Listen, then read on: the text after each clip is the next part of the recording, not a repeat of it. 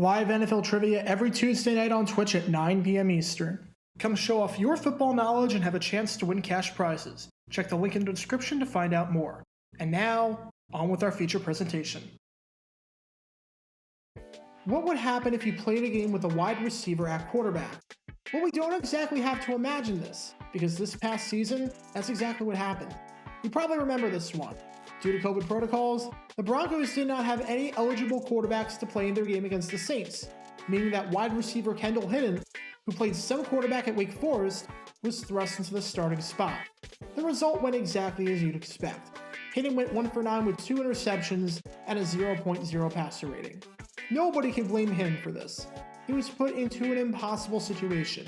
Here's a guy that hadn't played quarterback in forever, was a wide receiver, and was being asked to win a game. Can a wide receiver win a game at quarterback?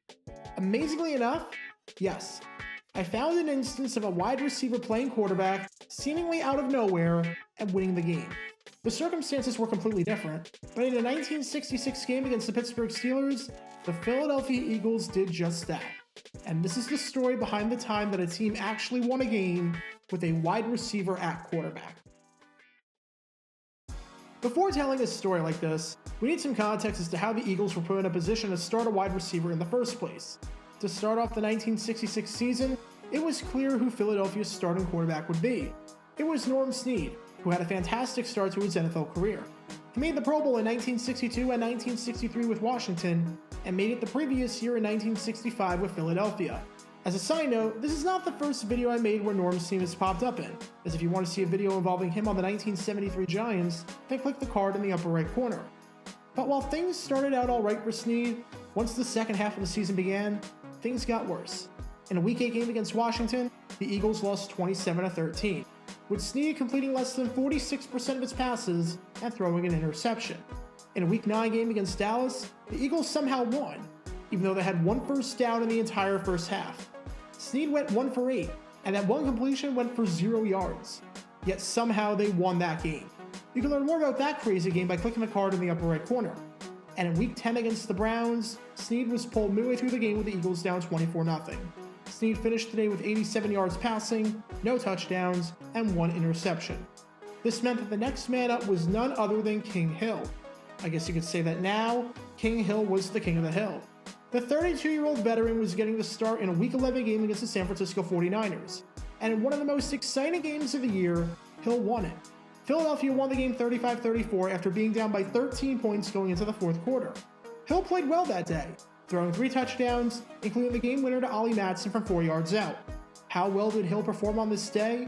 Well, it's the most touchdown passes he's ever thrown in a win, and tied a career high for most touchdown passes thrown in a game. Hill helped keep Philadelphia's season alive. So naturally, you would think that after a performance like that, he would get the starting job the following week, right? Well, not quite. November 20th, 1966. The Philadelphia Eagles are taking on the Pittsburgh Steelers at Franklin Field, in what can only be described as an absolutely critical game for Philly. Back in 1966, only the division winner made it to the postseason. Philly enters this game at 6-5, with the Cowboys, Cardinals, and Browns having 7 wins apiece. For Philly to have any chance at making it to the postseason for the first time since 1960, they have to run the table. Head coach Joe Kuharich has a decision to make. He can play Norm Snead, who had a fairly solid outing the first time these teams met earlier in the season at Pittsburgh. In that game, the Eagles won 31-14, and Snead threw 2 touchdown passes. He can play the hot hand in King Hill, who threw 3 touchdown passes the week before and helped Philly win in arguably their best offensive performance of the season. Who do you think he starts? Well, the answer is neither, because he decided to go with a wide receiver. He decided to go with Jack Concannon. Concannon was a third-string quarterback, but that was only by name. He was best known for his speed. Both the Patriots and Eagles drafted him in 1964, with Concannon deciding to go to the NFL, hoping to play quarterback like he did at Boston College. Instead, he played a completely different position. He was a wide receiver, and not a very effective one, playing less than 19 minutes in Philly's first 11 games. As during that 1966 season, Concannon had not thrown a single pass in a game. He was an afterthought, used as a flanker but nothing more. In fact, he hadn't even worked at quarterback for the entire season in practice. He had months and months of rust without ever throwing a football. But after the 49ers game, Rich told Concannon to get ready, saying that he was going to see some action. This meant that Concannon, who had not been a quarterback all season, had to relearn how to throw a football, relearn the playbook and play calls from the perspective of a quarterback, and only have a few days to do it. That raises the question, why the heck would Rich do this? Well, he liked Concannon's speed, and thought that was going to be pivotal against the Steelers. To give you a modern-day comparison, this would be like if in 2013, Gus Bradley, instead of starting Blaine Gabbert or Chad Henne, started Denard Robinson at quarterback. But imagine that Gabbert and Henne were actually good, and the Jaguars were playing a must-win game. That's how insane and out there this whole situation was. This plan seemed ridiculous. This plan seemed doomed to fail. And somehow, it worked out. To the shock of practically everyone, Concannon played well. The wide receiver thrust into the starting quarterback position seemingly out of nowhere was guiding the Eagles to a victory. Concannon had 131 yards passing, completing over 50% of his passes without throwing an interception.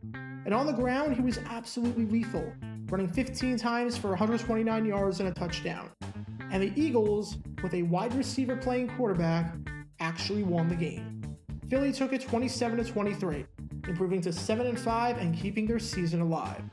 After the game, the man of the hour was Concannon for his heroics. And Concannon took this time to say that he wanted to play quarterback in the league. He didn't want to play wide receiver anymore.